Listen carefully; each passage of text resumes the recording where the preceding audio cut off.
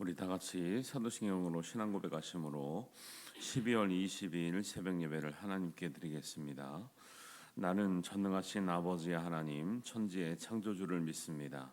나는 그의 유일하신 아들 우리 주 예수 그리스도를 믿습니다. 그는 성령으로 잉태되어 동정녀 마리아에게서 나시고 본디오 빌라도에게 고난을 받아 십자가에 못 박혀 죽으시고 장사된 지 사흘 만에 죽은 자 가운데서 다시 살아나셨으며 하늘에 오르시어 전능하신 아버지 하나님 우편에 앉아 계시다가 거기로부터 살아있는 자와 죽은 자를 심판하러 오십니다. 나는 성령을 믿으며 거룩한 공교회와 성도의 교제와 죄를 용서받는 것과 몸의 부활과 영생을 믿습니다. 아멘.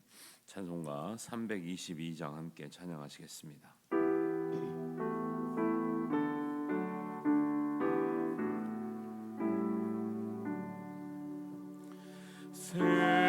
세상에 헛된 신을 버리고 하나님 이름 높이 기리세 온 천하 백성 모두 나와서 다 같이 하나님만 섬기세 세상에 헛된 우상 버리고 인간의 모든 의영화와 거짓과 불의 모두 버리고 온전히 하나님만 섬기네 주님의 백성 서로 헤아려 시기와 미움 아주 버리고 하나님만을 홀로 섬기는 천국을 어서 이루어주소서.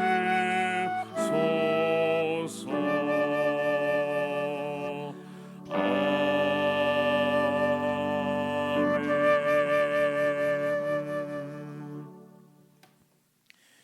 하나님 말씀은 여호수아 22장 10절에서 20절 말씀입니다.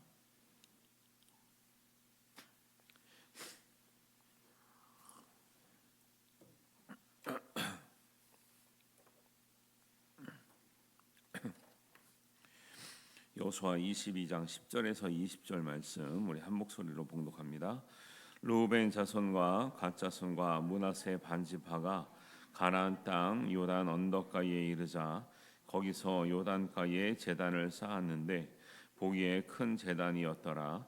이스라엘 자손이 들은즉 이르기를 르우벤 자손과 갓 자손과 므낫세 반지파가 가나안 땅의 맨 앞쪽 요단 언덕가 이스라엘 자손에게 속한 쪽에 제단을 쌓았다 하는지라.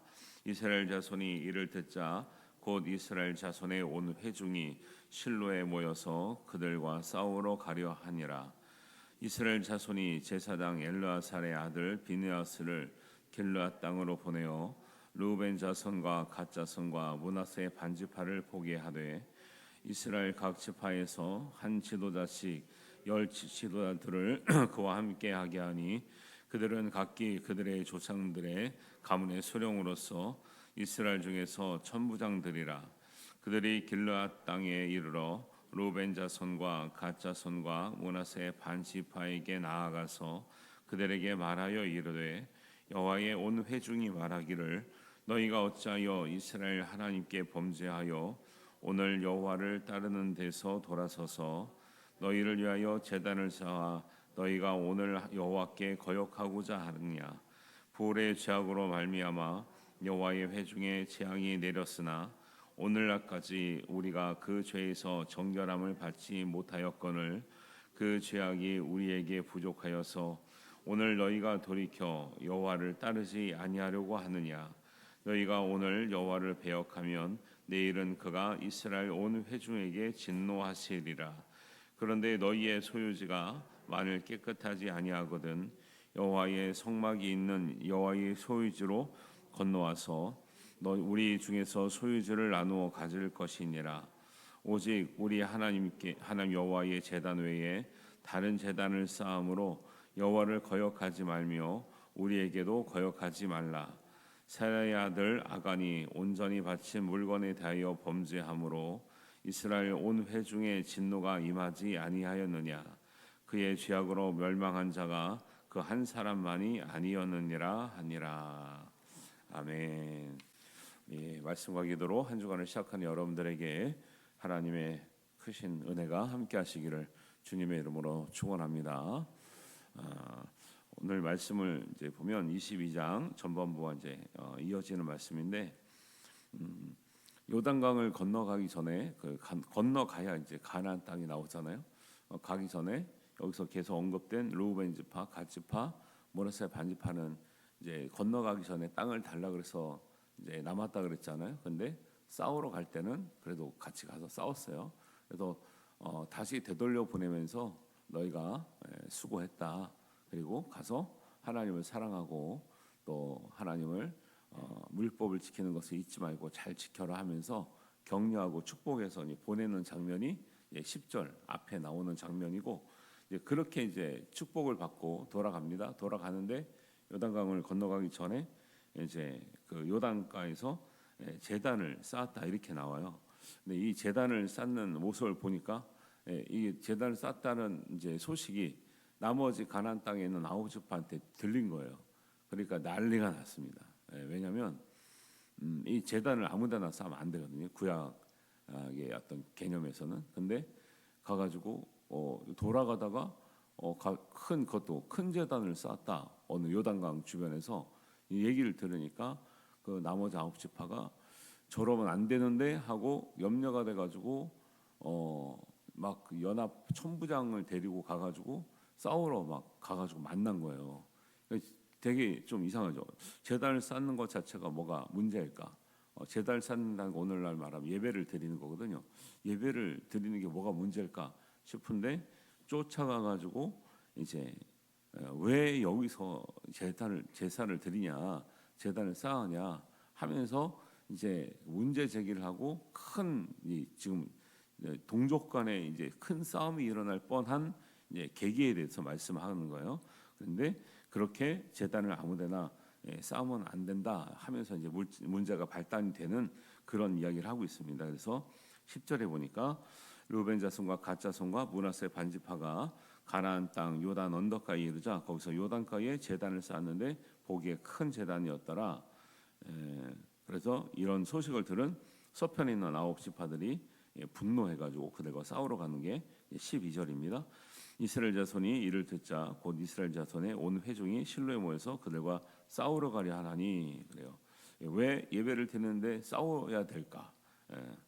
그런 이제 원인을 또 설명하는 게 16절입니다. 16절을 보면 여호와의 온 회중이 말하기를 너희가 어찌하여 이스라엘 하나님께 범죄하여 오늘 여호와를 따르는 데서 돌아서서 너희를 위하여 제단을 쌓아 너희가 오늘 여호와께 거역하고자 하느냐. 그래요. 예배를 드리는 것, 제단을 쌓는 것 자체가 문제가 아니라 아홉 지파가 볼 때는 이게 이 제단을 쌓는 목적이 순수해 보이지 않았다라는 거예요. 예배를 드리는 목적이 순수해 보이지 않았고 뭘 위해서 쌓는 것처럼 보였어요. 너희를 위하여 제단을 쌓아서 여호와를 거역하려고 하느냐 그래요. 여기에 주의해서 볼 문장입니다. 예배는 우리를 위해서 드리는 거예요. 하나님 위해서 드리는 거예요. 근데 여기 성경에 뭐라고 나와 있어요? 너희를 위하여 제단을 쌓아서 여호와를 거역하고자 하느냐. 구약의 개념에는 주로 예배를 드리는 처소가 예루살렘 중심으로 있었죠. 아무데나 제단을 쌓고 하는 모습들은 주로 이방 그 족속에서 나타나는 우상 숭배를 의미하는 경우가 많아요. 그러니까 내가 필요해서 내 안전과 내 부귀 영화와 내 생명 보장을 위해서 예배를 드려서 수단화하는 것, 이게 이제 우상 숭배들에 나타나는 특징이거든요. 근데 하나님을 위해서 예배할 때는 우리의 무슨 유익을 위해서, 나의 안전을 위해서, 보호를 위해서 드리는 게 아니라 온전히 하나님을 위해서 드려야 되는데, 이 세 지파가 돌아가다가 이제 나머지 9지파가 소식을 듣고 판단할 때는 자기를 위해서 제단을 쌓았구나라고 생각이 드니까 쫓아가서 그러면 안 된다. 너 그러다 망한다. 우리가 너희만 망한 게 우리가 다 같이 망한다. 제단은 그렇게 쌓는 거 아니다라고 얘기를 해주는 거예요. 예.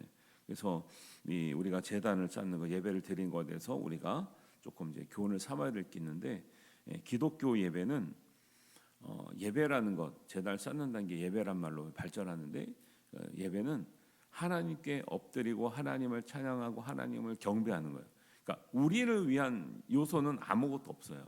그런데 하나님이 우리가 드리는 영광을 온전히 받으실 때 하나님은 하나님의 절대적인 주권하에서 하나님 우리에게 은혜를 베풀어 주셔요. 그거를 복이라고 하는 거예요. 예. 우리는 복을 받으려고 예배 드리는 게 아니라 예배를 잘 드리니까 하나님이 주시는 선물을 받은 것들이 복이 된다라는 거예요. 근데 이게 결론을 놓고 보면 그게 그건 같지만 우리가 복을 받기 위해서 드리는 거예요. 이거는 예배가 아니라는 거예요. 이게 이제 애매한데 이제 사람들이 생각할 때 그게 그거 아니한데, 그래서 이게 문제가 되는 거예요. 그게 그거지. 우리가 잘 드리면 복 받는 거고 복 받기 위해서 예배 드리는 거지. 그럴 수 있지만 이때는 예민했던 이유가 있어요.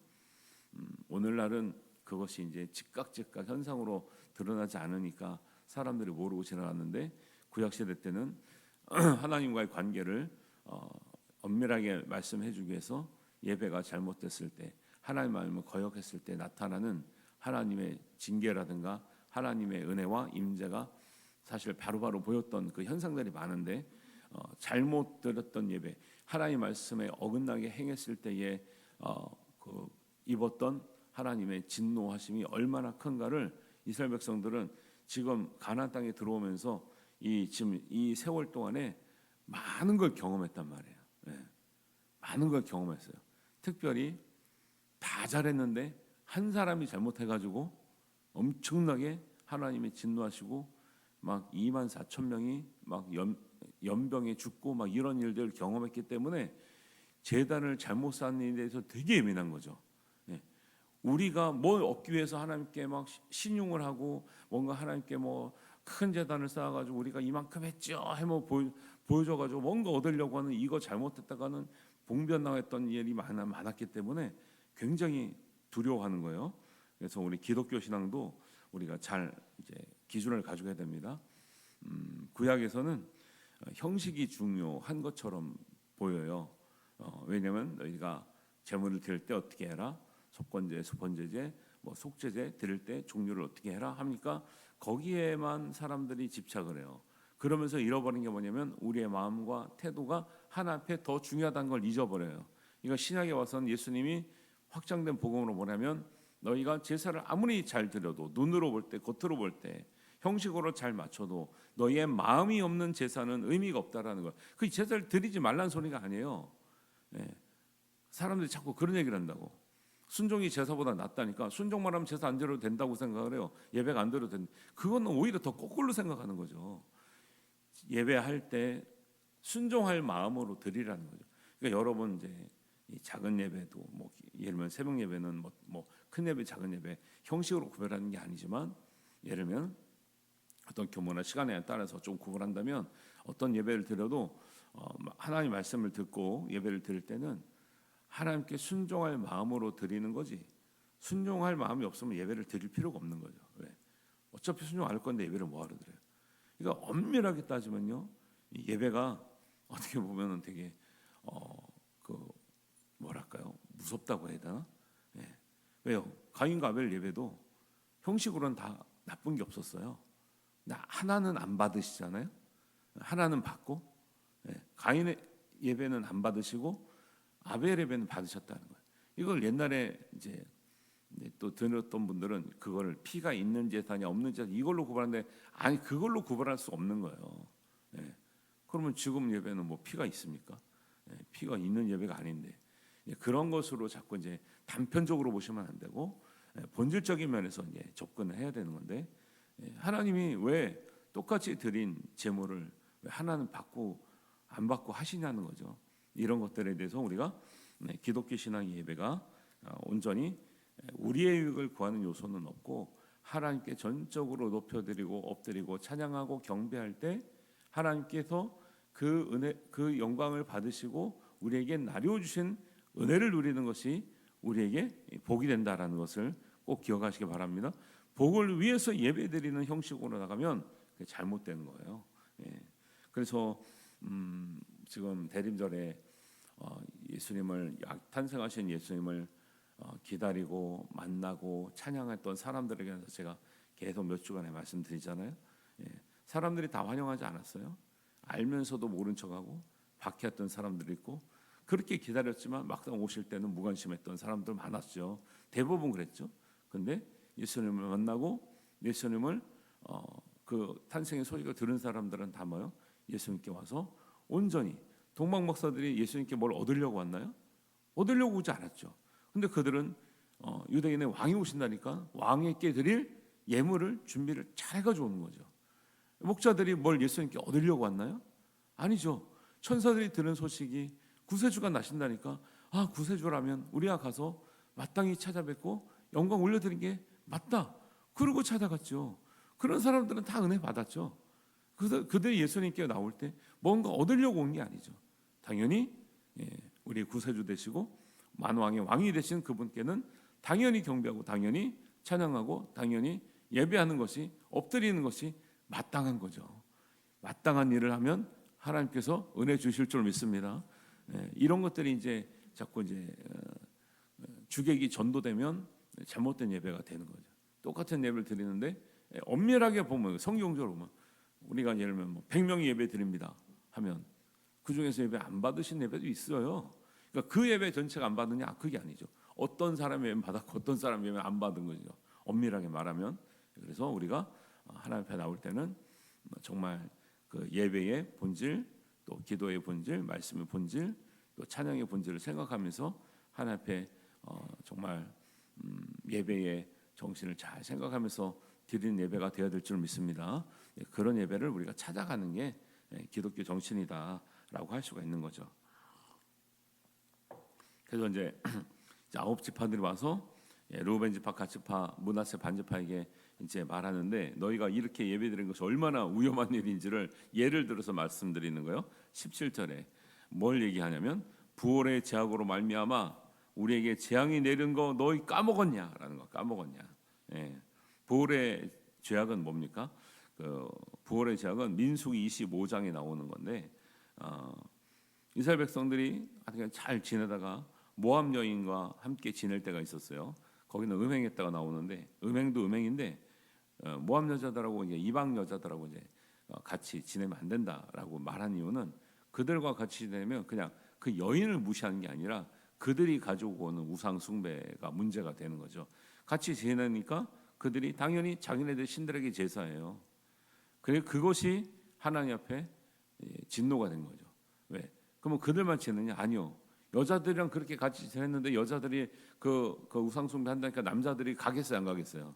갔죠. 가니까 그거를 부올의 죄악이라고 하는 거예요. 그래서 거기에 가담한 바알 부올의 이 사건 때문에 그 일부가 가담했는데 그 일로 말미암아 연병이 나서 24,000명이 죽습니다.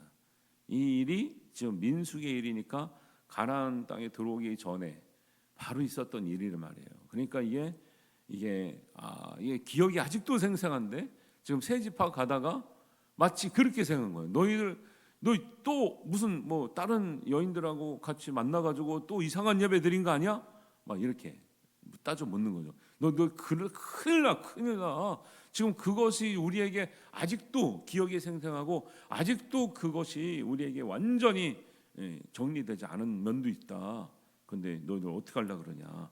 그런 얘기를 하는 거예요. 그래서 17절에 보니까 부월의 죄악으로 말미암아 여호와의 회중에 재앙이 내렸으나 오늘날까지 우리가 그 죄에서 정결함을 받지 못하였거늘 그 죄악이 우리에게 부족하여서 오늘 너희가 돌이켜 여호와를 따르지 아니하고 하느냐, 따르지 아니하려고 하느냐, 이런 얘기를 하는 거죠. 부월의 죄악이 있은 지 얼마 안 됐는데 민수기 25장에 나오는 사건을 말하고 있고요. 또 얘기합니다. 또 20절에 보니까 세레의 아들 아간이 온전히 바친 제물에 대하여 범죄함으로 이스라엘 온 회중에서 진노가 임하지 아니하느냐. 또 아간의 일은 모르냐? 아간의 일은 어디 나오죠? 여호수아 7장에 나와요. 그러니까 여호수아에 나오니까 또 얼마나 가까운 일입니까? 그러니까 아간은 또 무슨 내용이었죠? 지나면 생각이 잘 안 나죠. 여리고성을 이제 잘 무너뜨렸잖아요. 근데 여리고성에서는 아무리 무너뜨렸지만 거기서는 아무것도 가져오지 말라 그랬거든요. 하나님이요. 왜? 이것은 하나님의 영광을 나타내기 위해서 전적으로 우리가 어떤 필요한 것을 취하기 위한 어떤 전쟁이나 무너뜨림이 아니라 정말 이 가나안 땅에 들어서 상징적으로 하나님의 주권과 임재가 얼마나 강한지를 보여주는 그런 영광을 드러내는 건데 사람이 그걸 그거 가져오면 하나님의 영광을 가리는 일이 되기 때문에 아무것도 가져오지 말라 그랬는데 아간이라는 사람이 자기가 좋은 거 몇 개를 가져옵니다. 이게 하나님의 또 진노가 됐어요. 그래가지고 이 아간의 범죄로 인해서 나중에 무슨 일이 생기냐면 여리고성이 하나님의 은혜로 무너졌는데 그 작은 아이성이 안 무너지는 거예요. 안 무너지긴커녕 가가지고 대피하고 오죠. 3,000명은 가가지고 아주 그냥 박살이 나고 오는 거죠. 근데 그때 지적한 게 단지 그거는 힘의 문제가 아니라 전쟁의 문제가 아니라 하나님 지적하는 게 아간이 내 말을 어겼다라고 지적을 하는 거예요. 그러니까 하나님의 모든 일에는 말씀에 순종하지 않는 문제들이 이렇게 심각하다는 것을 계속 구약 성경은 얘기를 하고 있는 거예요. 그래서 우리가 항상 저는 그러잖아요. 어떤 이제 교회 일할 때 전교인이 하는 게 중요하다고. 전교인이. 우리는 우리끼리만 잘하면 될 것 같잖아요. 하나님 보실 때 안 그래요. 하나님 보실 때는 우리끼리만 잘하는 게 중요한 게 아니라 전체가 잘하는 게 중요해요. 하나님이 진노하고 징계를 내릴 때요, 전체적으로, 그러니까 대다수는 잘했다니까. 대다수는. 근데 뭐요? 일부의 사람이 하나님의 말씀을 어김으로 말미암아 전체가 복을 못 받는 거예요. 그래서 우리가 하나님의 좋은 일을 할 때나 헌신을 할 때나 어떤 일이든 전교인이 하는 게 중요해요. 전교인. 세상은, 학교는요, 서울대 한 명 잘 보내면 그냥 그걸로 그냥 영광 나타나, 학교의 영광이 나타나. 네, 교회는 안 그래요. 누구 하나 조금 믿음에서 하나의 한 사람 믿음으로 교회가 세워지는 건 아니라 전체가 다 하나님 말씀에 잘 따라가야 될 줄로 믿습니다. 그거 하려고 그것을 얼만큼 잘하는 교회인가에 따라서 하나님 앞에 바른 교회, 좋은 교회, 건강한 교회가 되는 거죠. 그래서 이런 모든 말씀이 이제 본질적으로 하나님께 드리는 제단을 쌓는 일, 예배하는 일은 행위보다 우리의 태도가 훨씬 더 중요하다는 거예요. 예배는 형식의 문제가 아니라 우리의 마음의 문제예요. 그러니까 우리가 전통적으로 하면 예배 형식을 자꾸 따지는 분들이 있단 말이에요. 그게 이제 구약적인 관점인 거예요. 예배 형식이 우리한테 맞다 안 맞다 하는 거는 그렇게 중요하지 않아요. 성경에서는 형식 가지고 문제 삼은 적이 별로 없고 마음의 문제를 얘기했어요. 제물이 곡식을 드렸냐, 양을 잡았냐 문제를 삼지 않으셨어요. 다 드릴 수 있다 그랬어요. 근데 너희가 선을 행하면 어찌 하나님 앞에 네가 그렇게 얼굴색이 변하겠느냐, 그걸 말씀하셨지 제물이 문제라고 말씀하신 적이 없어요. 그래서 예배 형식에 관해서는 열려 있는 마음. 근데 더 중요한 거는 우리가 마음을 어떻게 드릴 것인가. 정말 예배 들어오기 전부터요, 주일날도 마찬가지지만 말씀을 듣고 내가 나에게 주신 말씀이 무엇인가, 내가 순종해야 될 말씀이 무엇인가를 내가 듣겠나이다 하고 올 수 있는 마음이 있으시기를 바랍니다. 그런 마음이 있을 때 말씀이 들리기도 하고 적용도 되는 거죠. 일주일 동안 말씀을 들었지만 나에게 들리는 말씀은 없을 수도 있어요, 사실은. 뭐 사실은 구약의 말씀이 오늘날 뭐 현대인들에게 딱 맞는 말씀이 뭐가 있겠습니까? 한 3천 년 전의 말씀이. 그런데 순종하는 마음으로 들으면 모든 말씀이 나를 위한 말씀 같죠. 은혜 받는 사람들은 모든 말씀이 자기 말씀, 자기한테 주는 말씀 같다고 말하고, 뭐 은혜가 안 되는 분들은 오늘도 뭐 때문에 은혜가 안 되는 거죠. 오늘은 뭐가 마음에 안 들어서 은혜가 안 되고, 오늘은 뭐가 마음에 안 들어서 은혜가 안 되고, 뭐 그렇게 생각할 수도 있는 거죠. 세 지파, 루벤 지파, 갓 지파, 므낫세 지파는 사실은 이제 뭐 내일은 생명 말씀 보니까 이제 성탄 절기라 성탄에 관련된 말씀이 나오는데, 지금 이제 20절까지 22장 20절까지 읽었잖아요. 21절부터 그 뒤를 읽어보면 사실은 세 지파가 그렇게 나쁜 의도로 한 것은 아니라 그래요. 그래서 화해가 됐어요. 그런데 아홉 지파가 볼 때는 너무 놀란 거죠. 너무 놀란 거예요. 왜? 예배 잘못 들었다가 하나님께 징계받은 적이 여러 번 있거든요. 놀래가지고, 예? 자라보고 놀란 것은 소뚜껑 보고 놀란다고 놀래가지고 가가지고 말리려고, 그러니까 싸우랬다는 거는 자기네까지 분열이 쓰는 게 아니라 그런 예배를 중지시키려고, 싸워서라도 중지시키려고 그렇게 갔었는데, 사실 뒤에 읽어보면 그런 의도는 아니었다. 순수하게 하나님께 드리려고 했는데, 그래서 깨달은 게 뭐냐면 우리가 이렇게 드리면 안 되겠구나, 함부로 드리면 안 되는 것을 깨닫고 다시 그 장소를 기념하는 그런 장면들이 나오는 거예요. 그래서 이제 19절에 보면 이런 얘기도 하죠.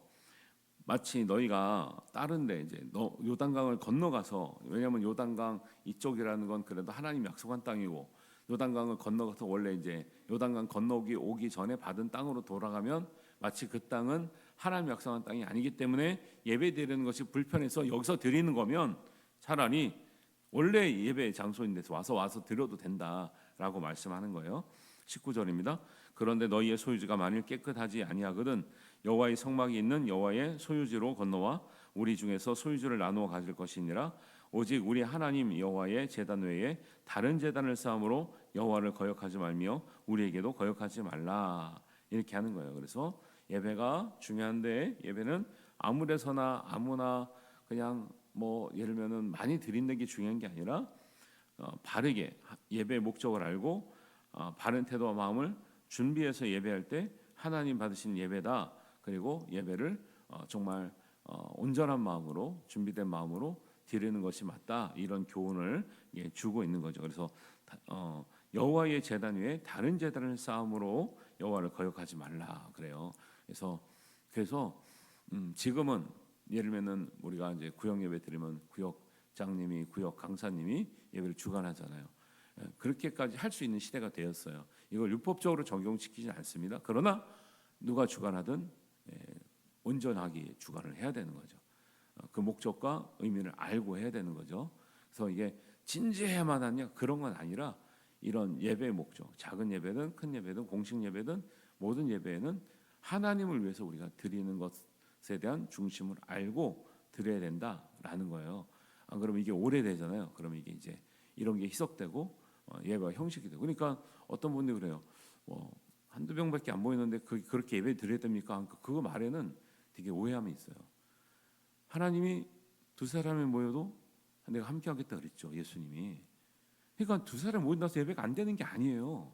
그런데 왜 한두 사람 모이면, 한두 사람이 아니죠, 두세 사람만 모이면 왜 예배 같지 않다라고 생각하시는 건지 바른 생각이 아닌 거죠. 그래서 제가 구역장 강사 교육을 매달 한다는 거예요. 왜? 그런 거를 하나하나를 바로잡지 않으면 구역장님, 강사님들이 흐트러진 마음이 되는 거죠. 두 사람 모이면 분위기가 안 나, 예배가 아닌 것 같아. 그 생각이 잘못된 거죠. 그 예배가 아니라는 적이 누가 어디 성경에 나오나요? 두 사람 모여도 내가 너희와 함께하리라. 함께하는 마음을 가지고 예배하면 되는 거죠. 이런 생각들을 우리가 온 구역이 다, 잘하는 구역도 많이 있어요. 잘하는 구역 많이 있는데 한두 구역이 만약에 못하고 있다면 그것을 더 잘하게 하는 게 중요하다, 그런 거예요. 그러니까 이런 것들도 오늘 이제 제단을 쌓는 이야기가 나오기 때문에 같이 겸해서 말씀드리는 건데, 이런 하나하나를 온 성도가, 전교인이 다 깨닫고 한 마음이 될 때 더 우리가 하나님 보시기에 영광스러운 예배가 될 줄을 믿습니다. 그래서 이런 제단을 쌓는 일, 예배하는 일에 대해서 잘 생각하셔서 하나님께 정말 영광이 되고 우리에게는 은혜가 되는 모든 예배가 되시기를 주님의 이름으로 축원합니다. 하나님 아버지 은혜를 감사합니다. 우리에게 주신 말씀을 따라 우리가 또 제단을 쌓는 일에 관해서 우리가 잘 생각해 봅니다. 하나님께 온전히 예배가 되고 하나님께 높임이 되고 우리가 정말 찬양이 되고 경배가 되고 우리의 엎드림이 되는 순종이 되는 모든 예배가 되게 하여 주옵소서. 하나님 영광 받으시고 우리에게 한량없는 은혜를 내리시는 은혜가 예배를 통해서 우리에게 임하게 하여 주시옵소서. 하나님께서 우리 모든 성도들을 통해서 이루실 줄 믿사오며 예수님의 이름으로 기도하옵나이다. 아멘. 하늘에 계신 우리 아버지, 아버지의 이름을 거룩하게 하시며 아버지의 나라가 오게 하시며 아버지의 뜻이 하늘에서와 같이 땅에서도 이루어지게 하소서. 오늘 우리에게 일용할 양식을 주시고 우리가 우리에게 잘못한 사람을 용서하여 준 것 같이 우리 죄를 용서하여 주시고 우리를 시험에 빠지지 않게 하시고 악에서 구하소서. 나라와 권능과 영광이 영원히 아버지의 것입니다. 아멘.